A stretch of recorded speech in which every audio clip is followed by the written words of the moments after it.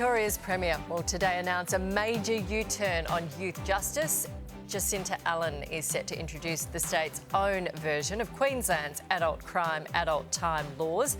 Under the new crackdown, children aged 14 and above who commit serious violent crimes, such as home invasions or machete attacks, will face trial in the adult county court instead of the children's court, where the maximum jail term for any offence is just 3 years.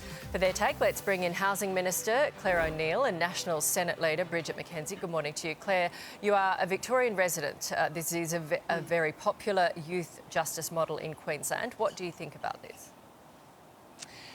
It's not to do with the federal government, Nat. This is a state government decision, so I sort of experienced this more as a Victorian and particularly as a mum. We've got a youth crime problem here in Victoria.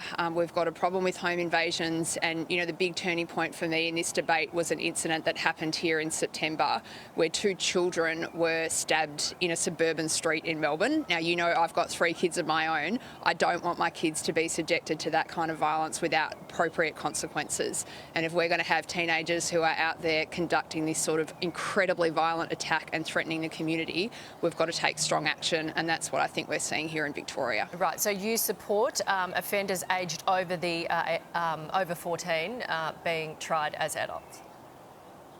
Look, I do, Nat. I mean, one of the issues that we've seen here in Victoria is that we've got young people committing crimes who are clearly completely unafraid of the consequences, and that tells us that we've got to attach more severe consequences to their actions.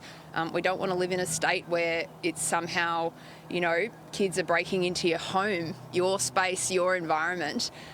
We want Victorians to feel safe in their houses. So I think the Victorian government's taken some really, really tough action here, but I do think it's called for. Yeah, Bridget, we are getting complaints, horrific stories every week. Do you support this overhaul? Well, I think it's a huge admission of failure by Labor. We've got tens of thousands of Victorians have been subjected to violent crimes.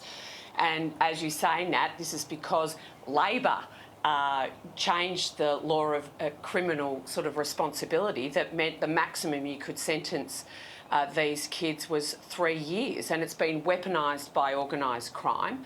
Labor also appointed judges that are soft on this. They also haven't resourced police appropriately.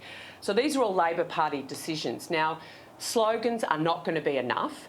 We need to see these criminals being locked up. That will be the proof that the decision taken today will be working for Victorians, because it hasn't been good enough for a long time, and it has been the Labor Party's decisions in this state that has led to this problem. OK, moving on. Susan Lee's high-stakes meeting with the Liberal Party to finally discuss whether to ditch their net zero policy is happening in Canberra today. Bridget, it was a sitting week last week. Now, taxpayers are going to foot the bill to bring all these Liberal pollies back to Parliament House. Do you think that is a good idea? Could they have not done this meeting before? Well, what the Liberal Party are discussing now is essential policy for them. The reality is, when you look at what taxpayers are funding the bill for, it's their $1 trillion renewable-only approach to lowering emissions from the Labor Party. We're actually subsidising consumers' bills, subsidising manufacturing jobs, and subsidising foreign-owned renewable companies for the rollout, for a $1 trillion transition. So it's only appropriate that the Liberals come together. We as the Nationals have made a decision that we think there's a cheaper, better and fairer way to bring down emissions. Bridget, and it's the Liberals who are discussing their approach today, which is appropriate. OK, and I'm sure people would think it's appropriate for them to discuss it, but don't they fly business? And don't they get $300 a night to stay there? And aren't there like dozens of them? Could they not have picked any other day when they were there automatically than to fly them all back to Canberra? Well, Nat, this is part of doing your job as a parliamentarian. The Labor Party's had meetings outside of sessions. The Liberal Party's decided to have meetings out of session. Well, why is everyone having all these meetings and flying everyone back to Canberra? Well, because it's serious, Nat. We're talking about a $1 trillion transition under Labor that your viewers and their children are going to be paying for. Lowering emissions is a non-negotiable, but we have to get the plan for that right. And right now, the Labor Party's plan is to drive up the cost of our energy system, which is driving businesses offshore and out of businesses and people's household bills up. So there has to be a better way. So the cost of this meeting will pale into insignificance on the subsidies that are being shelved out right now. $3 billion this year alone to Whyalla, to Tomago, to Mount Isa, whole raft so we may as well of just heavy keep industrial adding employers to the tab. who are Okay. suffering under Labor's plan. Okay, Claire, do you guys do this as well? Because I think people sitting at home are thinking, why can't we schedule it better? Yeah. Well, Nat, I think if I had any level of confidence that this meeting in Canberra today would resolve this issue and the Liberals, it'd be absolutely worth it. That is totally not going to happen. Australians have watched the Coalition for a decade go through chaos and infighting over the issue of climate change and energy, and the only result for you at home is you're paying higher power bills as a consequence.